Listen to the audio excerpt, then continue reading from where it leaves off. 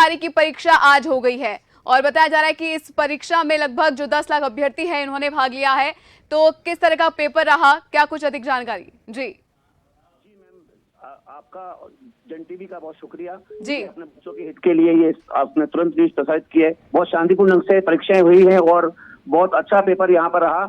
बच्चों की सभी प्रकार की डिमांड इस पेपर में मौजूद थी कि जो कुछ टफ प्रश्न होते हैं जो कि मतलब एक इंटेलिजेंट बच्चा उसे कर पाता है, और कुछ अप्लाइड प्रश्न जो विशेषकर होते हैं तो उन पर भी एग्जामिनर का ध्यान था। और नॉर्मली जो है पेपर एक एवरेज पेपर था, बहुत शांतिपूर्ण ढंग से हुआ है और अच्छे पूरे पेपर में सिलेबस को काफी कवर किया गया और ढंग से इसका वितरण भी किया गया, क्योंकि रीट में सिलेबस में टॉपिक ज्यादा है और उससे उतने ज्यादा प्रश्न नहीं आ सकते, इसलिए कई प्रश्नों को जोड़ तोड़ करके बनाया गया। अच्छा पेपर यहाँ पे था। जी सर, तमाम जानकारी के लिए आपका शुक्रिया और जुड़ने के लिए जन टीवी से बहुत बहुत शुक्रिया।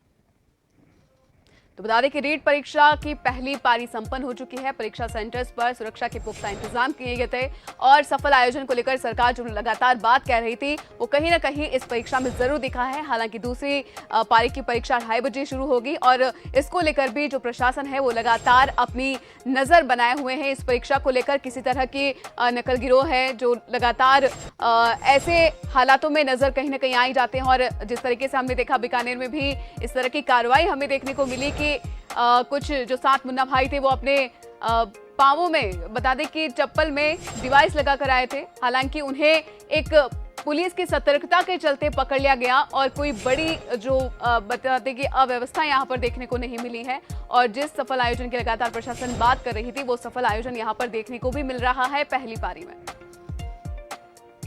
तो 2:30 बजे दूसरी पारी शुरू होगी और बताया जा रहा है कि जो पेपर्स अभी फिलहाल ही हमारे रीट एक्सपर्ट मानव शर्मा से बात हुई, उन्होंने बताया कि रीट का जो पहली पारी का पेपर था वो कहीं ना कहीं संतोषजनक नजर आया परीक्षार्थियों के लिए। हालांकि इस पर अधिक जानकारी के लिए हमारे संवाददाता भी जल्द हमारे साथ जुड़ेंगे। लेकिन पहली पारी की परीक्षा जो है वो संपन्न हो चुकी है और प्रदेश के कई जो विद्यार्थी हैं, आज बता दें कि लगभग जो 26 लाख परीक्षार्थी है वो इस परीक्षा का हिस्सा बने हैं।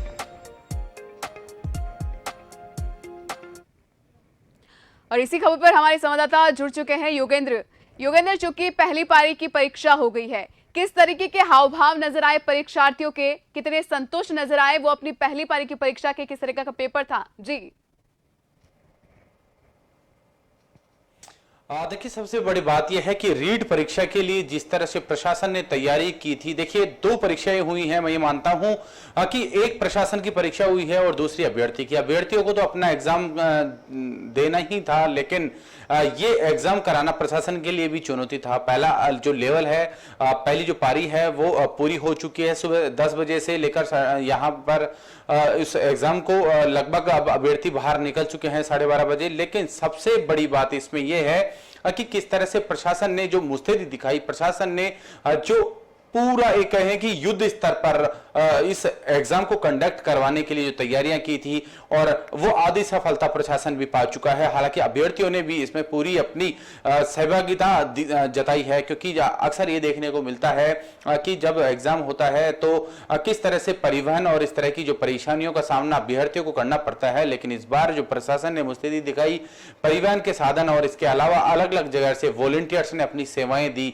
और इस एग्जाम को कंडक्ट कराने के लिए जो अभ्यर्थी हैं उन्हें परीक्षा केंद्रों तक पहुंचाने में किस तरह से हेल्प की, ये एक काबिल तारीफ है। और यही स्थितियां हैं हर जिले में जहां जहां सेंटर्स बनाए गए हैं।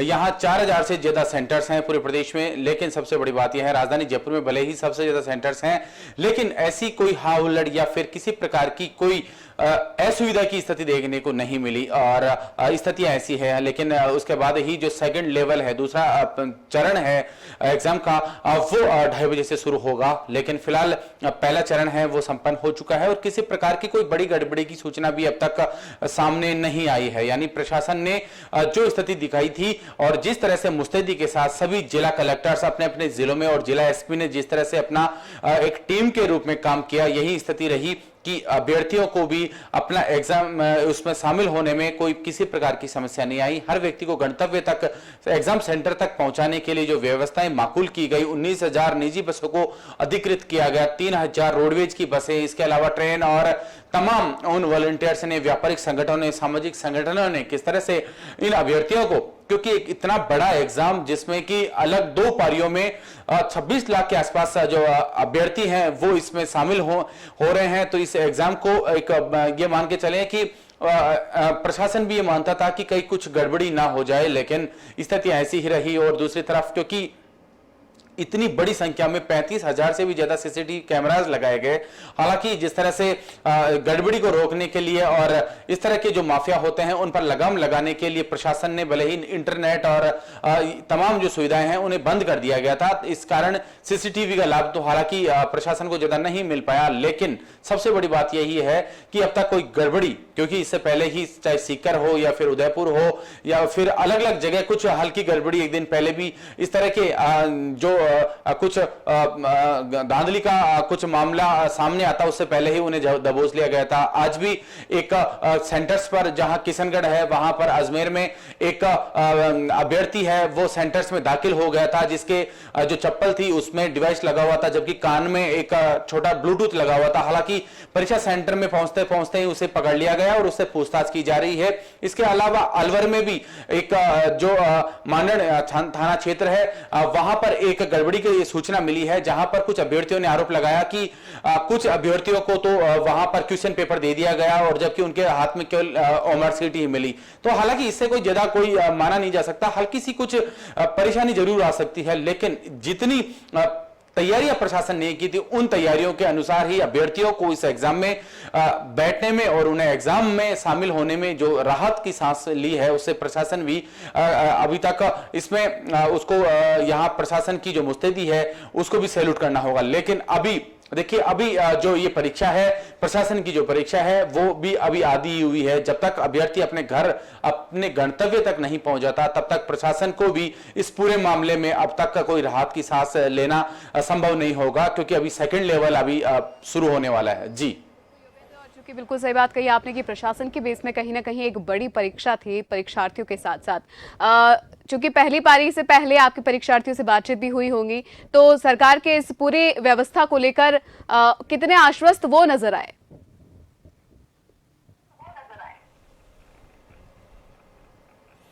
देखिए, हमने यहाँ पर जो अभ्यर्थी हैं उनसे भी बात की थी, इसके अलावा प्रशासन के जो लोग मुस्तैद हैं उनसे भी बात की थी। देखिए, पुलिस अफसरों के और यहाँ तक कि आईएएस अधिकारी और प्रशासनिक अधिकारियों ने जिस तरह से मुस्तैदी दिखाई, इस को देखकर लग रहा है, और उनसे जो बात की थी उसको जब परखा गया तो ये बात सामने आई कि प्रशासन भी नहीं चाहता कि मुस्तैदी के साथ इस एग्जाम को कंडक्ट हो जाए और किसी प्रकार की कोई गड़बड़ी ना हो। तभी है क्योंकि खुद मुख्यमंत्री अशोक गहलोत इस पूरी एग्जाम को जो कंडक्ट करवा रहा है यहां पर बोर्ड ऑफ सेकेंडरी एजुकेशन। लेकिन सबसे बड़ी बात यह है कि इसमें किसी प्रकार की गड़बड़ी अगर होती है तो साफ तौर पे कह दिया गया था कि जो प्रशासनिक अमला है, प्रशासनिक अधिकारी हैं या संबंधित जो भी अधिकारी हैं उस पर गाज गिरना तय होगी। और खुद मुख्यमंत्री ने भी सभी अभ्यर्थियों को बेस्ट ऑफ लक कहा था और उनके भाग्य की, सफल भाग्य की कामना की थी। उन्होंने ट्वीट भी किया था और साथ ही ये भी कहा था, हालांकि सभी पॉलिटिकल जो लीडर्स हैं उन्होंने इस अभ्यर्थियों को इसके लिए शुभकामनाएं दी थी। लेकिन सबसे बड़ी चुनौती यही थी कि इतनी बड़ी संख्या में, लाखों की संख्या में अलग अलग जिलों से जो अभ्यर्थी है दूसरे जिले में एग्जाम देने के लिए जाएंगे। सबसे बड़ी बात यह है कि चाहे जयपुर हो, भरतपुर हो या फिर उदयपुर, यहां जो 3 जिले हैं सबसे ज्यादा अभ्यर्थी यहीं शामिल है। जयपुर में तो 2,67,000 से भी ज्यादा अभ्यर्थी शामिल हैं, जिसमें 592 जो एग्जाम सेंटर्स हैं वो बनाए गए हैं, क्योंकि स्थिति ऐसी ही है। और इन एग्जाम को जब तक ये पूरा एक कहें कि पूरी तरह से एक पारदर्शी तरीके से कंडक्ट नहीं हो जाता, पूरा सफल नहीं हो जाता, तब तक प्रशासन के लिए भी एक राहत की सांस लेना मुश्किल है। हालांकि जिन प्रशासन ने जो वादा किया था, सरकार ने जो वादा किया था कि अभ्यर्थियों को उनके एग्जाम सेंटर तक पहुंचने में किसी प्रकार की कोई दिक्कत नहीं होगी, और यही स्थिति देखने को मिली। जहां पर भी हम सेंटर्स पर पहुंचे थे वहां पर 1 घंटे पहले ही अभ्यर्थी पहुंच गए थे, कुछ तो उससे पहले ही पहुंच गए थे। यानी अब तक बसों, ट्रेनों और यहां तक कि जो खुद के साधन होते थे उनमें जिस तरह की भीड़ देखने को मिलती थी, लेकिन इस एग्जाम में इतनी बड़ी संख्या में अभ्यर्थी एक दूसरे जिले पहुंच रहे हैं और पहुंचे भी हैं, उनमें किसी प्रकार की कोई परेशानी देखने को नहीं मिली। हालांकि कुछ जगह ऐसा हो सकता है, देखिए कई बार क्या होता है हेजिटेशन होता है कि एग्जाम की जब उसके पास समय बचेगा या नहीं बचेगा, या फिर वो समय पर पहुंच पाएगा या नहीं पहुंच पाएगा। तो तमाम ऐसी स्थितियां रहती है, इनको देखकर ये लगता है कि ये